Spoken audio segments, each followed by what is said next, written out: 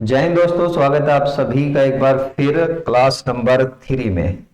देखिए, संविधान की हम कुछ महत्वपूर्ण क्लासें कर रहे हैं जिसमें हम पढ़ रहे हैं 5 टॉप क्वेश्चन जो आपके संविधान के अनुच्छेदों से रिलेटेड हैं। ये बार बार एग्जामों में रिपीट होते हैं, इसलिए मैं आपको करा रहा हूँ। 10 से 15 क्लासों में ये सारे अनुच्छेद जो भी एग्जामों के अंदर पूछे जाते हैं कवर हो जाएंगे। और जब भी आप 10 की 10 क्लासें कर लोगे, 10 या 15 जो भी निकल कर आएंगी, उसके बाद ये सारे आपके याद भी हो जाएंगे।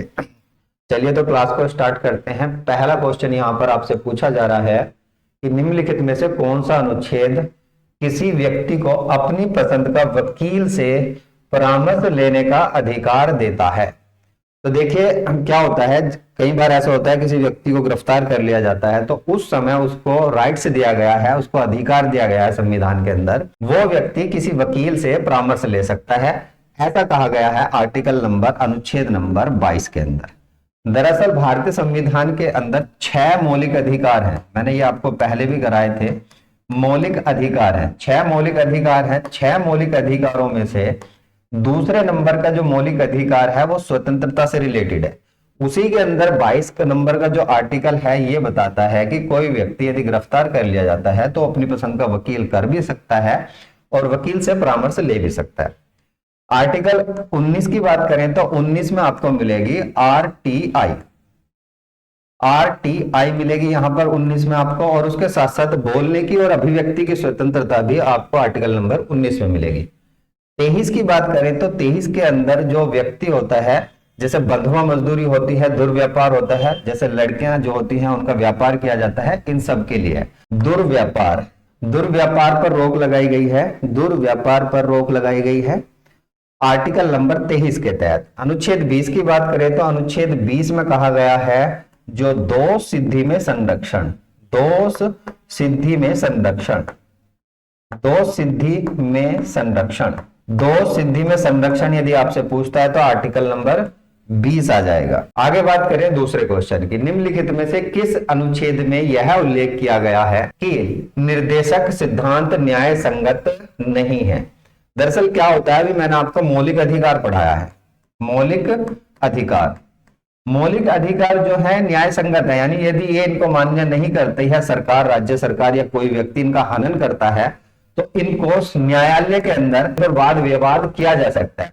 लेकिन राज्य के नीति निर्देशक तत्व जो होते हैं, जो मैंने पिछली क्लास में भी आपको डीपीएसपी करके पढ़ाए थे, direct principle of state policy करके पढ़ाए थे, ये राज्य सरकार के लिए वाद योग्य नहीं है, न्याय संगत योग्य नहीं है, ऐसे कहा जा रहा है। और आपसे ऐसा पूछा जा रहा है कि कौन से आर्टिकल के तहत कहा जा रहा है, तो अनुच्छेद 37 ऐसा कहता है कि राज्य अपने स्वेच्छा से इनको लागू कर सकता है और नहीं भी कर सकता। इसके लिए कोई सर्वोच्च न्यायालय या उच्च न्यायालय में इसके लिए अपील नहीं की जा सकती। आर्टिकल नंबर 42 की बात करें तो इसके अंदर आ जाएगा प्रसूति सहायता। प्रसूति सहायता, प्रसूति सहायता यदि आपसे पूछता है तो आर्टिकल नंबर 42 आ जाएगा। 38 की बात करें तो 38 में यह कहा गया है, 38 नंबर का जो आर्टिकल है इसमें यह कहा गया है कि लोक कल्याण की अभिव्यक्ति, लोक कल्याण,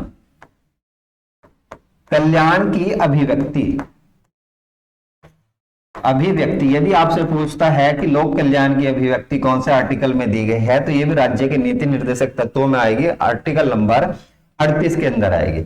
अनुच्छेद 45 ये कहता है कि 0 से लेकर 6 वर्ष तक का जो बच्चा है, राज्य सरकार उसके पोषण के लिए काम करेगी और उसके स्वास्थ्य के लिए काम करेगी और उसकी पढ़ाई के लिए काम करेगी। तो पोषण एवं शिक्षा से रिलेटेड है। आपने देखा होगा ये जो आंगनबाड़ी चलती है वो इसी आर्टिकल के तहत चलती है।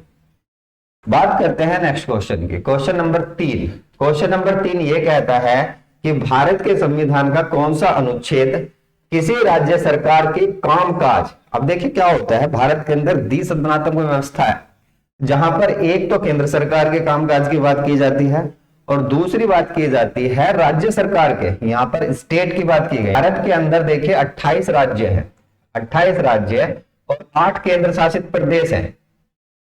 तो इनके बारे में बात की गई है कि जो राज्य हैं, राज्य सरकार का कामकाज और संचालन होगा, इससे संबंधित आर्टिकल पूछा जाता है। और देखिए काफी बार एग्जामों में पूछा जा चुका है, लास्ट ईयर ये पूछा गया था सीपीओ के एग्जाम में।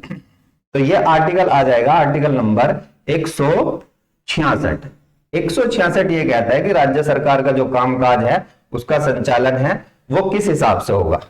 आर्टिकल नंबर देखिए 63 की बात करें तो 63 में ये कहा गया है कि जो राज्य में राज्यपाल होता है, जो प्रमुख होता है, राज्यपाल के लिए सहायता के लिए उसकी मंत्री परिषद होगी।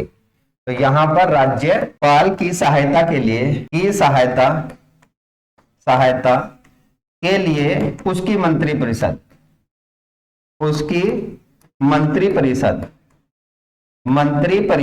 कभी भी पूछे तो आर्टिकल नंबर बताना है आपको 163। यदि 64 की बात करें तो इसके अंदर मंत्रिमंडल आ जाएगा, राज्य सरकार का मंत्रिमंडल और मुख्यमंत्री और मंत्रिमंडल ये दोनों आपको मिलेंगे। इसके अंदर इनकी शपथ वगैरह के बारे में बताया गया, नियुक्ति वगैरह के बारे में बताया गया आर्टिकल नंबर 164 में। 165 की बात करें, देखिए एक क्वेश्चन के साथ हम देखिए 3 क्वेश्चन एक्स्ट्रा कर रहे हैं और सारी चीजें मैं आपको समझा के चल रहा हूं।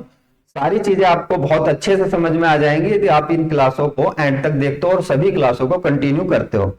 आर्टिकल नंबर जो 165 है, 165 ये कहता है कि राज्य के लिए एक अधिवक्ता होगा, राज्य सरकार के लिए एक अधिवक्ता होगा जो उसका वकील होगा, राज्य का वकील कह सकते हो, जो राज्य की ओर से केस लड़ेगा। राज्य का अधिवक्ता होगा। यदि ये आर्टिकल आपसे पूछता है तो आर्टिकल नंबर आ जाएगा 165। नेक्स्ट क्वेश्चन की बात करते हैं। चौथा क्वेश्चन यहां पर है, आपसे क्वेश्चन में पूछा जा रहा है कि राष्ट्रपति को संसद के दोनों सदनों के लिए संयुक्त बैठक बुलाने की अधिकार प्राप्त है, शक्ति प्राप्त है। दरअसल होता क्या है, जो भारत की संसद है, भारत की संसद के अंदर 2 सदन होते हैं, एक तो होता है लोकसभा और दूसरा होता है राज्यसभा। कई बार ऐसा होता है किसी विधेयक पर इन दोनों में विवाद आ जाता है, तो उस विवाद के लिए क्या होता है कि उस विवाद को सुलझाने के लिए राष्ट्रपति संयुक्त अधिवेशन बुलाता है, लोकसभा का भी और राज्यसभा का भी। तो उसी के लिए आपसे आर्टिकल पूछा जा रहा है कि किस आर्टिकल के तहत जो राष्ट्रपति है वो संयुक्त अधिवेशन बुलाता है। संयुक्त अधिवेशन जो बुलाता है ये बुलाता है आपको आर्टिकल नंबर 108 के तहत। यदि आर्टिकल नंबर 111 की बात करें तो आर्टिकल नंबर जो 111 है, 111 ये कहता है कि कई बार कोई विधेयक यदि पास होकर राष्ट्रपति के पास जाता है तो उस सिचुएशन में राष्ट्रपति इस 111 नंबर आर्टिकल के तहत उस विधेयक को वापस लौटा सकता है पुनर्विचार के लिए। तो यहां पर आप पुनर्विचार अपने नोट में लिखोगे।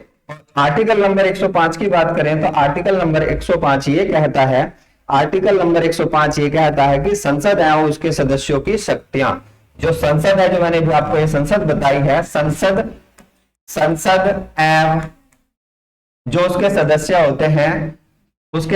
होते हैं उनकी नियुक्ति, सदस्यों की शक्ति के बारे में बताता है, नियुक्ति नहीं शक्ति के बारे में बताता है। ठीक है, तो आर्टिकल नंबर 105 आ जाएगा। 85 की बात करें तो 85 में राष्ट्रपति को यह अधिकार दिया गया है कि राष्ट्रपति संसद को, लोकसभा को भंग, पूरी संसद को भंग नहीं कर सकता, लोकसभा को भंग कर सकता है। तो कभी भी यदि आपसे पूछे लोकसभा को भंग करने का अधिकार जो दिया गया है राष्ट्रपति को, किस आर्टिकल के तहत दिया गया है, तो आर्टिकल नंबर 85 के तहत दिया गया है। बात करते हैं लास्ट क्वेश्चन की, और यहां तक आपने इस वीडियो को देखा है, अच्छे से सब चीजों को समझा है, तो वीडियो को एक बार लाइक और शेयर जरूर कर दें। क्वेश्चन नंबर 5 क्या कहता है, देखिए इसके अंदर पूछा जा रहा है संविधान का कौन सा अनुच्छेद विशेष न्यायाधीशों की नियुक्ति से संबंधित है। ये देखिए मैंने आपको पिछली क्लास में भी कराया था, तो न्यायाधीश करके, तो आर्टिकल नंबर 127 आ जाएगा इस क्वेश्चन का आंसर। दरअसल होता क्या, आप ध्यान से इस चीज को सुनिए, है जो हमारा सर्वोच्च न्यायालय है यानी कि सुप्रीम कोर्ट जो है, सुप्रीम कोर्ट के अंदर जो न्यायाधीशों का शेड्यूल है वो 33+1 का है, यानी कि 33 अन्य न्यायाधीश होंगे और एक मुख्य होगा। इन बार ये न्यायाधीश जो है रिटायरमेंट ले लेते हैं, इनकी संख्या कम हो जाती है और सुप्रीम कोर्ट में केसों की संख्या अधिक हो जाती है। उन केसों को निपटाने के लिए, निपटारा करने के लिए अतिरिक्त न्यायाधीश की नियुक्ति की जाती है, या किसी विशेष केस के लिए अतिरिक्त न्यायाधीशों की नियुक्ति की जाती है। किस आर्टिकल के तहत की जाती है, तो आपसे ये पूछा जा रहा है आर्टिकल नंबर 127। 130 की बात करें तो ये राष्ट्रपति को जो है, राष्ट्रपति को शक्ति प्रदान करता है 123 नंबर अध्यादेश जारी करने का। अध्यादेश कई बार पूछा जा चुका है एग्जामों में कि अध्यादेश जारी करने का जो अधिकार दिया गया है राष्ट्रपति को, किस आर्टिकल के तहत दिया गया है, आर्टिकल नंबर 123 के तहत दिया गया। 125 की बात करें, काफी इंपॉर्टेंट आर्टिकल है, ये भी न्यायाधीशों से संबंधित है। इसमें पूछा जाता है कि वेतन और भत्ते, किनके वेतन और भत्ते, न्यायाधीशों के, जो सुप्रीम कोर्ट के न्यायाधीश हैं उनके वेतन और भत्ते यदि आपसे पूछता है तो ये आर्टिकल नंबर 125 आ जाएगा। 126 की बात करें, ये भी सर्वोच्च न्यायालय से रिलेटेड है। 126 में कहा गया है, कई बार ये जो मैंने अभी आपको ये बताया था मुख्य न्यायाधीश, ये नहीं होता, ये रिटायरमेंट ले लेता है, तो उस समय में अतिरिक्त मुख्य न्यायाधीश की नियुक्ति की जाती है। अतिरिक्त मुख्य न्यायाधीश, मुख्य न्यायाधीश,